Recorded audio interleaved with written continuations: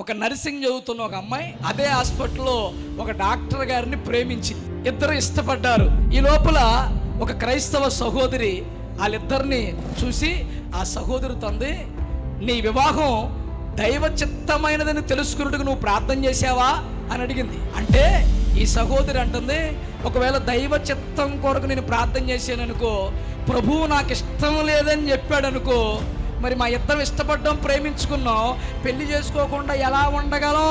అందుకే నేను ఆయన చిత్తం కొరకు కనిపెట్టలేదు, ప్రార్థన చేయలేదు అందంట. ఈ లోపల ఆ డాక్టర్ గారిని పెళ్లి చేసుకుంటే, ఆ డాక్టర్ గారు పెళ్లి చేసుకున్న తర్వాత ఇంటికి తీసుకెళ్ళి ఆయన మొదటి భార్యను 5 సంవత్సరాల కొడుకును చూపించానంట. నేను మోసపోయానా అని తలబాదుకొని పిచ్చి పట్టి పిచ్చాస్పత్రి పాలైందంట యవనస్తురాలు. కారణం ఏంటంటే, ప్రియమైన దేవుని బిడ్డలారా, దైవ చిత్తం కనుక్కోకుండా, దేవుని పాదాలు పట్టుకోకుండా ఈ రోజు నమ్మి మోసపోయిన వాళ్ళు ఎందరో కనపడుతున్నారో తెలుసా ప్రియమైన దేవుని బిడ్డరా? ఒకవేళ యవన చెల్లి, యవన తమ్ముడు, నీ జీవితాన్ని ఇలాగే మోసంలో పడిపోయి పాడు చేసుకుంటున్నావేమో, ఒకవేళ నీ జీవితాన్ని మోసపరుచుకుంటున్నావేమో, ప్రభువు మాట్లాడుతున్న ఎదురు నువ్వు లోబడుదువుగాక.